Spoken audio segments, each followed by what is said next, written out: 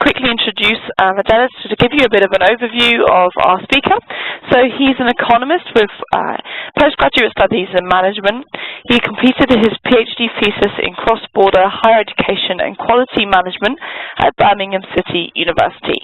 He spent the past 10 years setting up, leading and managing transitional higher education partnerships. He's currently a principal of the College of Crete, and he also teaches with the University of Roehampton Online. So thank you, Vangelis, for joining us, and we really look forward to this webinar today. Just to give those of you an overview of what we'll be talking about and what Vangelis will cover. So he'll have a look a little bit about the contemporary business environment. He'll discuss what customers want from businesses in the current climate, and also what employers want. And then he'll have a look at how Roehampton can help you going forward. At the end, we'll have a Q&A session. So if you have at any moment during the webinar a question that you'd like to pose to Vangelis, or maybe another point of view that you'd like to share, please do so in the Q&A window, and this will be passed to me, and we can have an interesting discussion at the end of the webinar. So, Vangelis, it's over to you. I'm going to hand over, and you can now move through the slides. Excellent. Thank you very much. Thanks for the introduction, and thank you for setting the webinar up, which is quite a challenging process. Today, as you said, we are going to discuss about mainly two things, which I think are in everybody's mouth. One is the changing business environment, the increase in the competition, and the second is, in fact, the employability of the graduates. The main concern is we have too many graduates, and it's difficult for them to find jobs. Well, research shows some evidence that if we look closely and examine them more carefully, we will be able to identify specific issues about why graduates have been unable to find jobs. So I'm going to start by discussing today the contemporary business environment and what this means. Without a doubt, everybody agrees that the competition has increased. So here I'm using a very typical model we use in strategic management to identify the intensity of the competition in a market, the Porter 5 forces model. However, I have added into that these three clouds, which in my view are the dynamics that have appeared recently in the business environment across the world. So the first cloud is about the flow of information. With the new technologies and the use of mobile devices, the integration of the internet into most of the buying decisions of the customers, customers are now able to access a range of information instantly. So this has a great impact in the ability of firms to set prices, and definitely eliminates any possibility of maintaining a competitive advantage for a long period of time. So this means that customers are able to find alternative providers of a product or a service within a minute of seconds.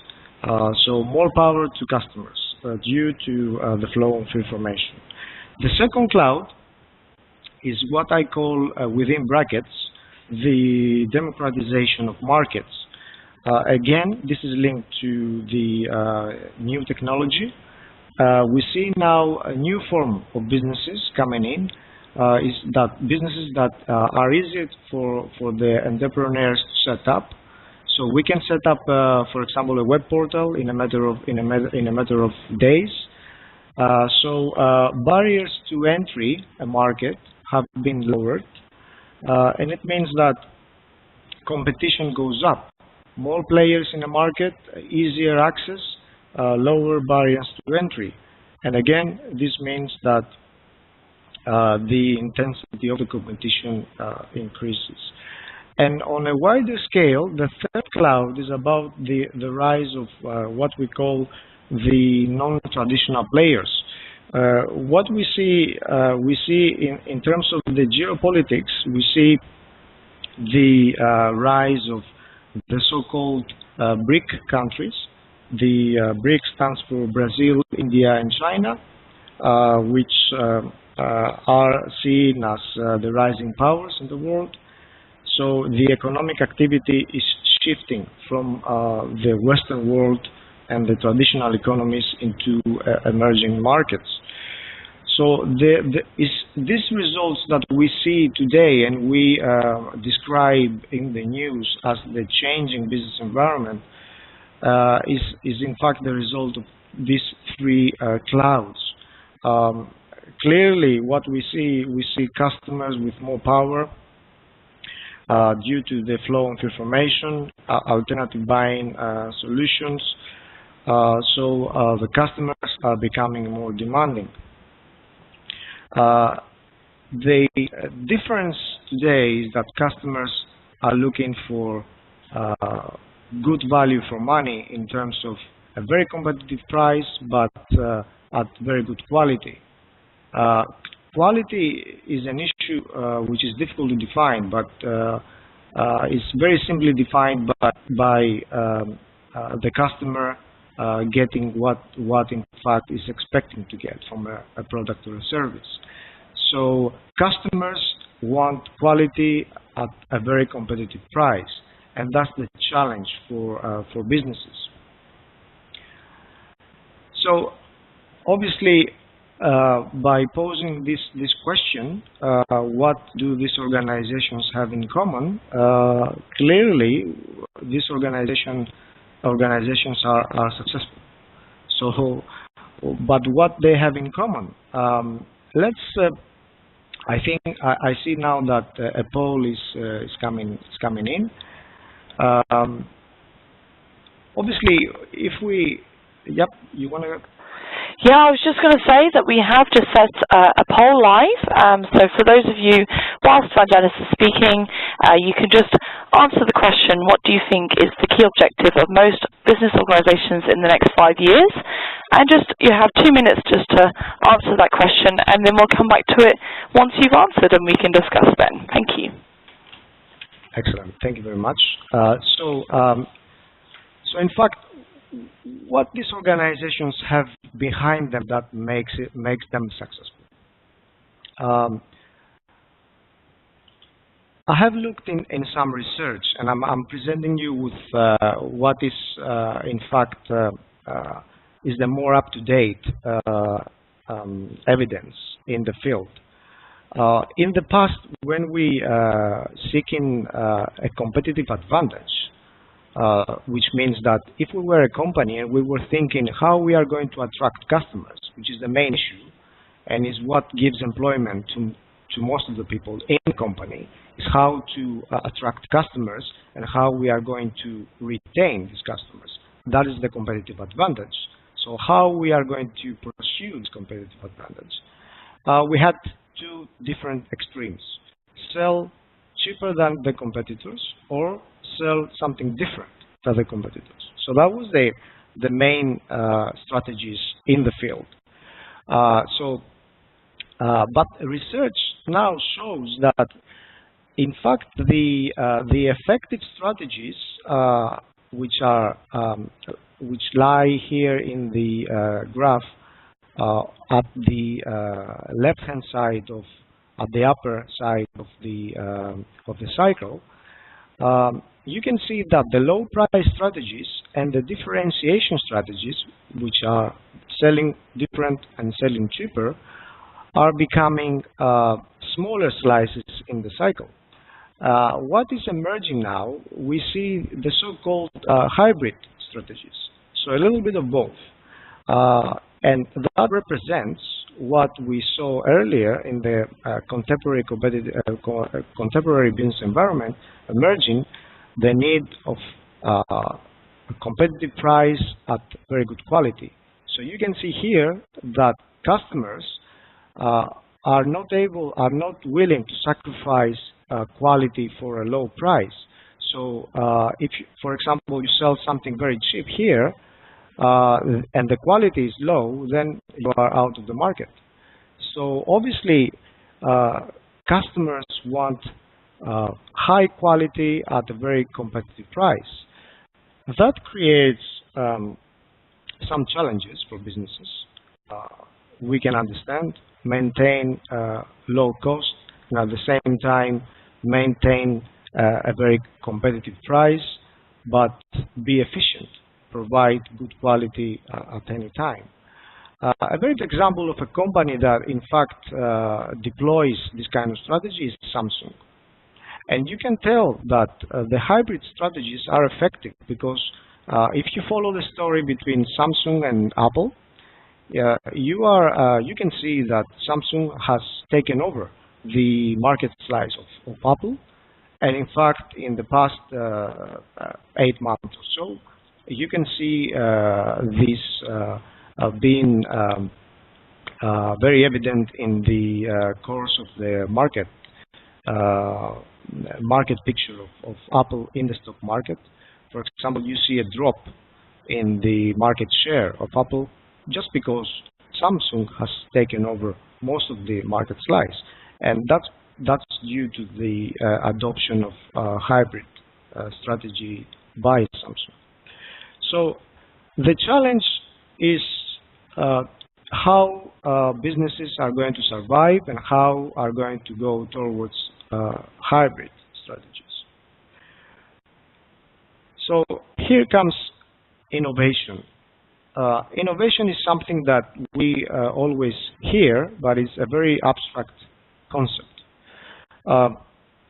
Before going into explaining what I have on the slide, I want to explain what actually innovation is. In the past, when we were discussing about innovation, we were discussing about inventing the new iPhone. It's no longer the case. Innovation can be something which is very incremental, like very small things that add value to the product. For example, EasyJet has very recently introduced a seat allocation plan. That's innovation because it makes easier the life of its customers. So simple things can be called innovation within a business, and in fact, this is what adds value in the contemporary world.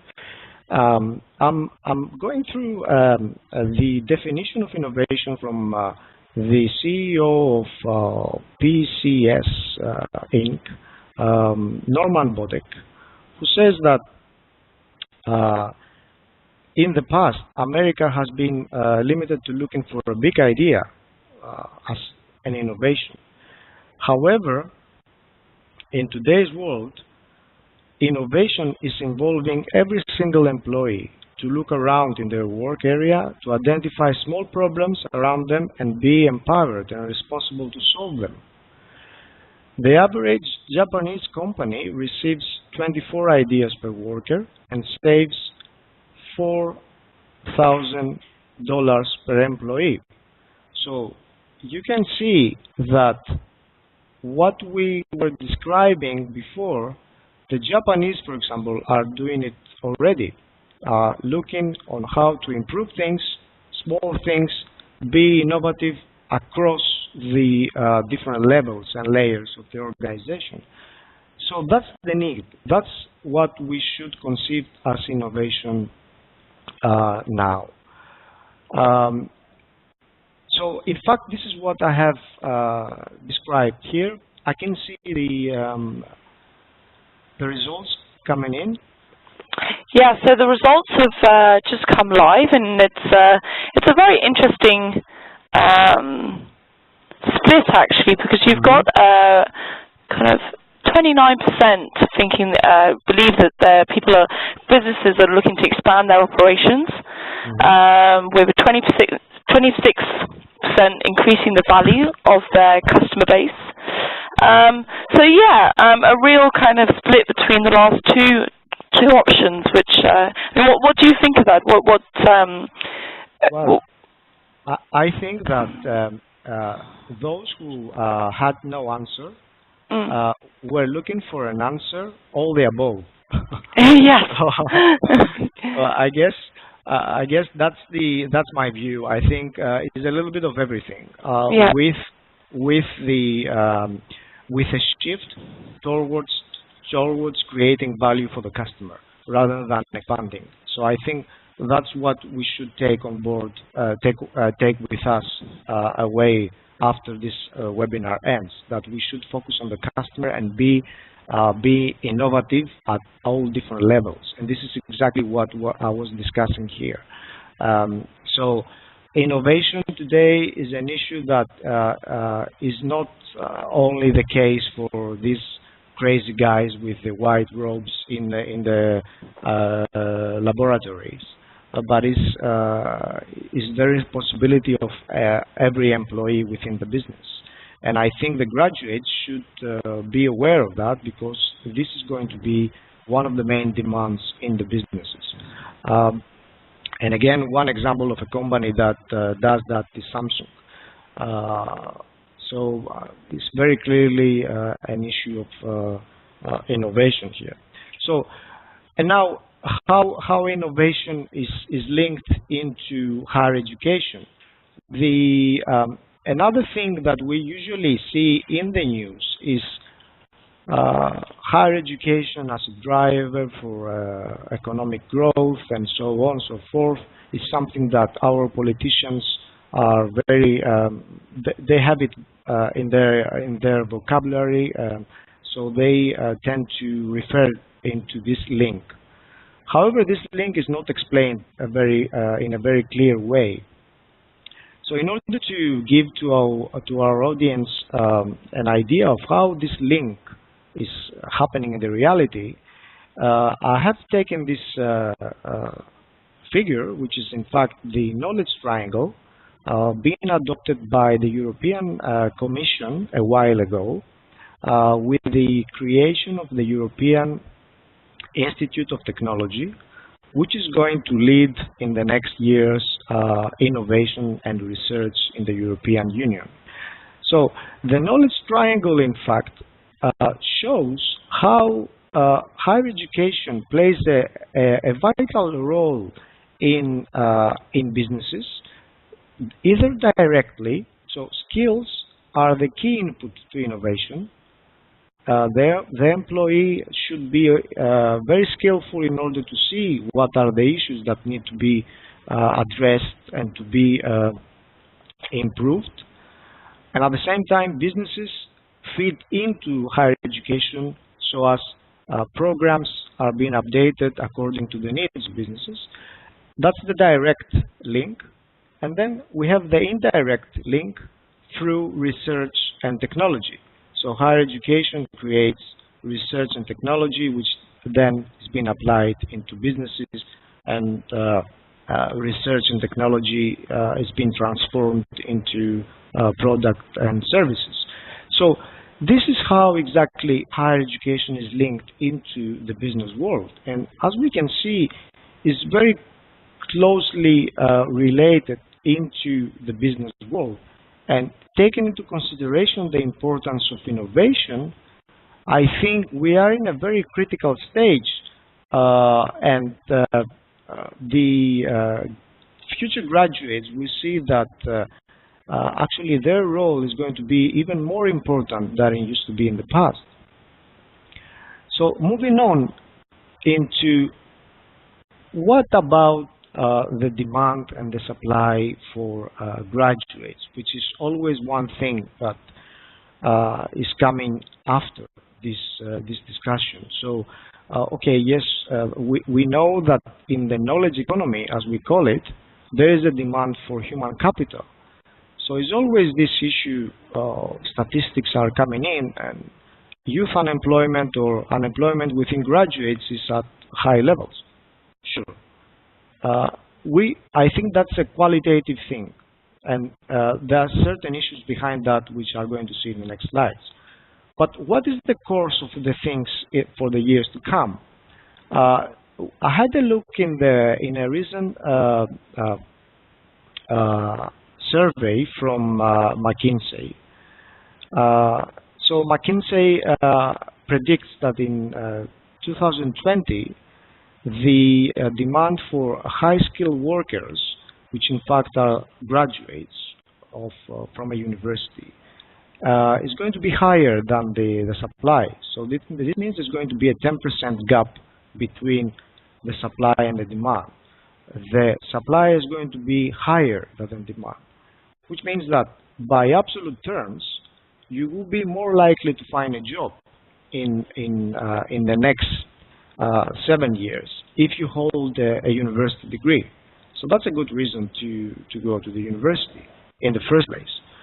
So despite the common perception about employability, high unemployment within graduates, there is still strong evidence that in absolute terms, going for a university degree is a good decision.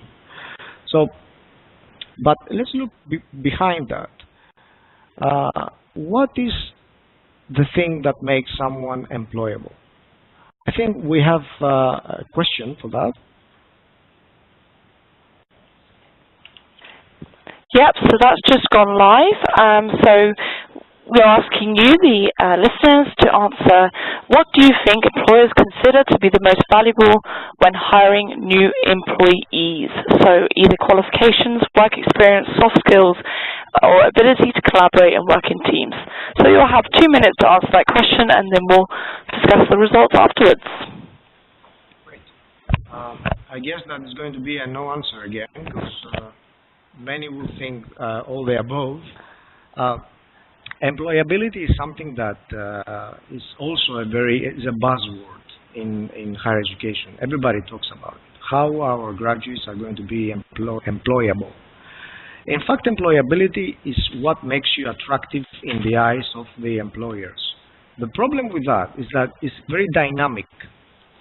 It changes. So by the time you enter the university, the things that are required from the employers might be different than those that will be required when you graduate. But what are these skills that remain stable? I think is the issues that relate to what is required in order for the businesses to survive in the changing business environment, which again goes back to the discussion about the need to be able to innovate at all levels. So I think this is not going to change for the next 20 years. So if you want to invest in something that is it worth the effort, is this ability to be able to adapt and to help the organization to remain innovative and address the challenges of the changing business environment. What employers want? Definitely employers are looking beyond the qualifications. I think that's one thing that we already know. I'm going to go into more details in a while about what are the skills they want after we have the results from the survey. Let me stand for a while on that one. Do we have them already? They're just coming live in about 10 seconds. Okay. So obviously the employers, as I can see, the no answer is again quite high. Yeah. Yeah. But after that, you're getting a good basis on work experience with a really high 33%. So yeah. Yeah. Well, you'll be surprised to know that from what I read and from the conferences I attend, and from the time I spend with business people, working experience is not longer very much of importance, because going back into what we were discussing previously, businesses are not really interested in doing what they did in the past, but do it better. So they are interested in doing new things, in surprising the customer at every stage of the product offering, at every stage of the service offering. So working experience is no longer the top one priority. And I think you'll be surprised if you see the advertisements about different positions. Talking by experience, you will see the working experience demand dropping as in the priority of the criteria, and you will see other skills going up, which I'm explaining here. So, in a survey conducted by the Exeter University across a range of multinational companies, the skills that actually are valued by employers are these that you see here. So, pretty much soft skills, skills that relate to the ability of the employee to deliver, to solve problems, to be creative, to innovate, to think outside the box. So, in fact, the employee is seen by employers as an entity by himself or herself. So, employers want someone who can do more things than the job description says. So the focus here is to do that extra bit into every different task. So the research shows, as I said before, soft skills. So now, how Roehampton ties into this changing business environment, the need for innovation, the shift from qualifications into soft skills. Well, I think clearly the Roehampton proposition is by itself described as a hybrid strategy. So it's a very innovative concept from start to the end. The teaching and learning provision is by itself innovative. Talking by experience, because I teach on the programs, the methods, the tools, the process we use is completely different from what you have seen elsewhere, even in distance learning provisions or online provisions elsewhere. So it's a completely different, very innovative, very open approach. So innovation is there. And second, the value for money relationship is very good. So what you in fact pay for your for the educational journey it makes very good sense, which is a very good one of the main criteria I think that students use these days to decide on where to study. So if you go across what characterizes the Roehampton proposition, you will see that most of the elements that are there tie in very well with the skills required from the employers. For example, team working inside the Roehampton teaching and learning approach, there is an embedded collaboration element where you are asked to do things together with your colleagues and learn from each other. Also, the innovation thing. As I said before, the teaching and learning environment by itself is using innovative tools. Also, you are using tools like this we use today to have meetings with the instructors and so on. But I think one of the most important things is the self-reflection element.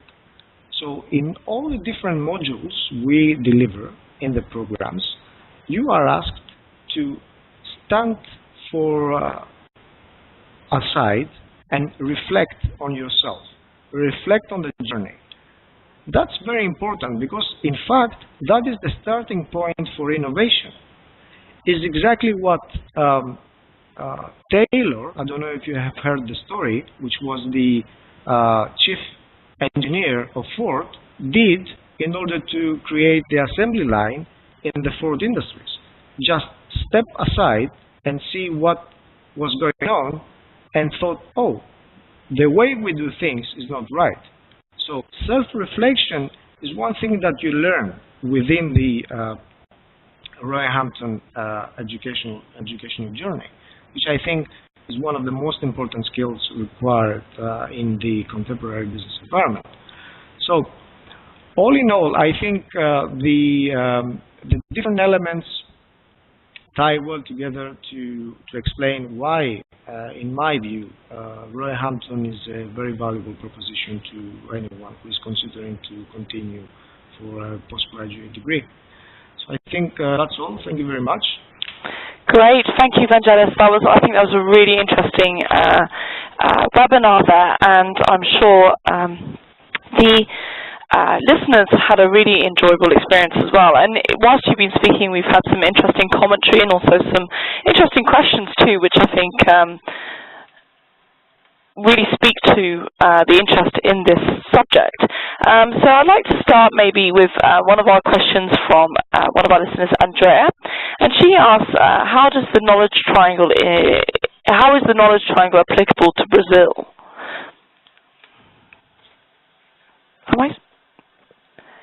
Hello, Vangelis, can you hear me? Oh, yeah. Can you hear me now? Yes, I can hear you now. Sorry, Vangelis, did you hear my question? Yes, I did. Well, Brazil is a very interesting story. In fact, you will possibly know that Brazil is pursuing a strategy to educate all the young people. For example, there is a program for scholarships funded by the Brazilian government, and if you can go to the knowledge triangle, because I was, yeah, that's right. So I was saying that the Brazilian government has, in fact, acknowledged the importance of science. Very recently they have created a scholarships program where the government is funding about 500,000 young people, Brazilians, to study abroad in UK, many of them, in the so-called STEM subjects, which is science, technology, engineering, and medicine, I think. So it's hardcore science. So there is a very there is a strategic decision from the Brazilian government to support the development of scientific knowledge amongst the young population. However, whether this knowledge triangle, these arrows, are effective enough to, in fact, allow this flow, I think this relates to the contextual framework.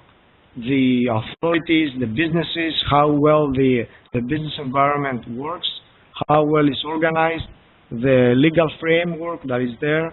So in theory, this is the how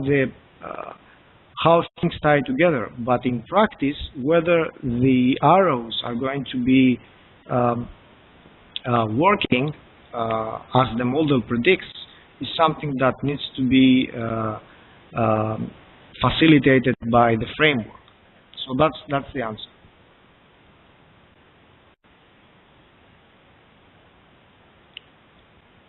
I cannot hear you, I'm afraid. I apologize.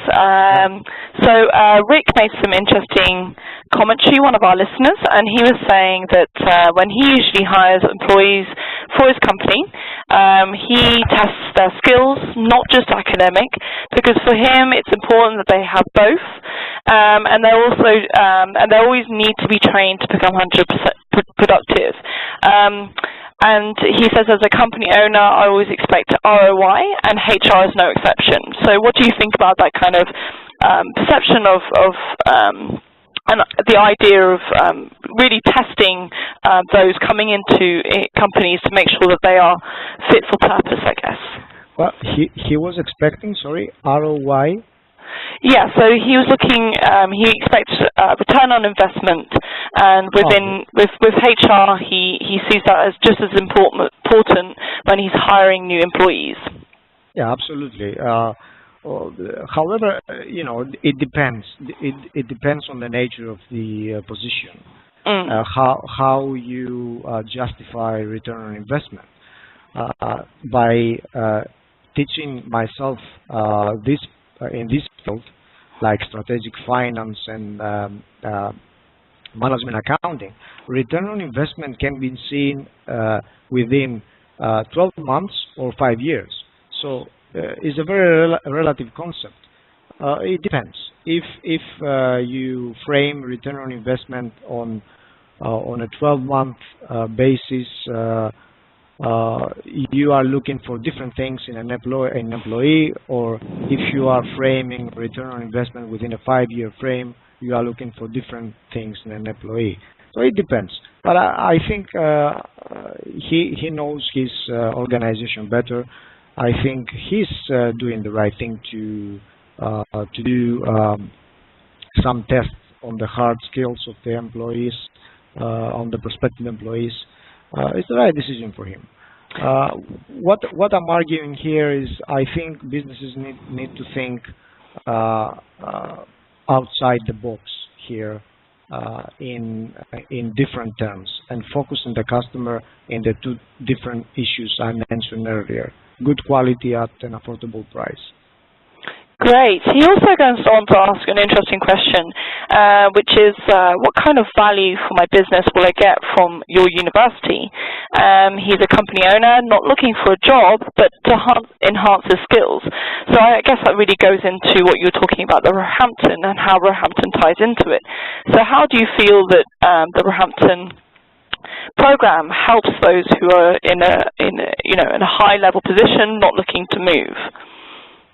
Well, the return on investment in higher education is the most complex thing at this time in the field. So it depends how you measure that, because there is always a soft element behind what you get from education. Education is for you, for personal development. So there are issues that and benefits that you cannot measure with the standard way. So I think as the owner, what he will learn, of course it depends from the program he will choose, but he will definitely learn tools that he can apply in his business so as to manage to be competitive. For example, in the module that I'm currently teaching, which is about strategic management, we are looking into the most current strategies for businesses and how they can pursue them and compete in this contemporary business environment. So I think he can create a toolbox that he can take with him straight into the real world, and that's a fact because it's happening. Part of the assignments, for example, is a project where he has to work on a case, on a real business case, and apply some of the tools we learn during the module. So I think, as I said before, he can create a toolbox that he can take with him and apply that into the real world straight away.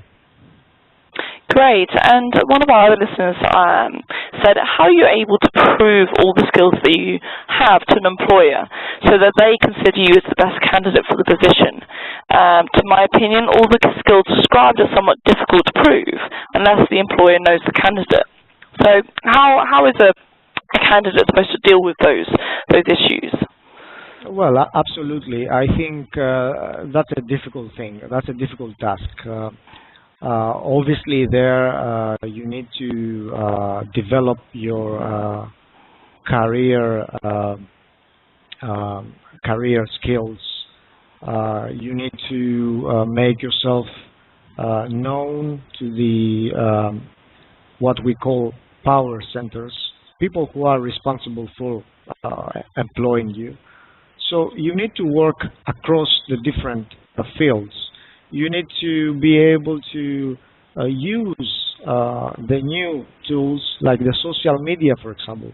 So approaching people, making yourself known, and not trying to prove every single skill you have. Trying to prove one basic skill, that of being able to add value to the organization. The main question for any organization is how the employee is going to add value. If you prove that you can add value, whatever that means, for the particular organization, then you are more likely to get a job. So my take will be to try to prove that you are able to add value, and use the new ways of getting in contact with those in the power centers. Great. Someone else makes an interesting question about, are employers recognizing online education? I think they were saying that, do they value that difference? And their comment is that most people tend not to value the online education supplied. What do you think that's changing? Is that still the case? It's changing dramatically. In fact, now the trend, everybody is to talk about online education, the so-called MOOCs, the massive open online courses. So everybody is going online. The MIT is going online. The Harvard is going online. Yale is already online. So everybody is going to be online. It's not a matter of choice anymore. So you are very lucky that you are in fact in the hands of Laureate and Roehampton, that in fact are very well experienced in that paradigm. So online is no longer this marginalized way of studying. Is in fact the mainstream. And I think that is you can see that by going into the organizations I mentioned earlier, MIT, Harvard, UCLA, and so on. Everybody's going online. In 5 years, my prediction is that 80% of what you get on ground today is going to be online. Great, great. And I think it's worth noting here that when people graduate with the Roehampton Online program, you do actually get the same qualification as a campus student. So that's worth noting that's you're not made to feel different from a campus student who may have studied their management program on campus. So great. Well, there are still some comments, some really interesting comments and questions coming in. But what we'll do, if you do want to continue asking or having interesting conversation with Vangelis about what he's talking about, you can do so on Twitter. If we can just go to the front page of the you can do so at hashtag UORL webinar. So just use that hashtag, and Vangelis will be around just to continue having those discussions. I think from the Q&A, there's been so many interesting points, and also opinions about this area. It's a very changing and interesting discussion discussion to be continuing. So please do so. And just to end the webinar, if I can just have the presentation back, the ball back, please. Thank you. Great.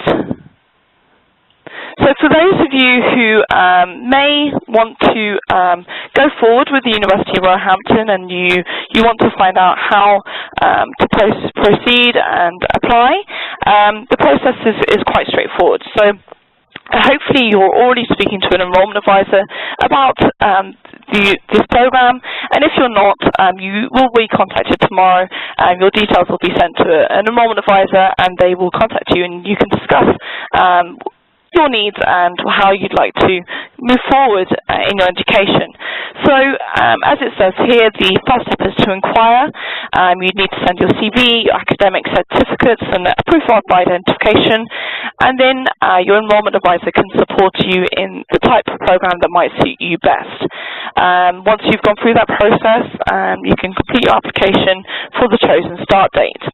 And then you'll start the preparation process.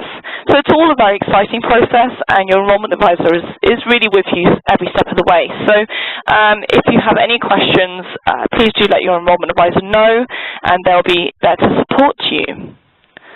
So that just leaves me to thank Vangelis very much for this really interesting webinar. From all the comments and all the questions, that I know that people have enjoyed it, and I certainly have. So thank you, Vangelis, for taking your time out of the day today. No problem. Thank you very much. Thanks for attending.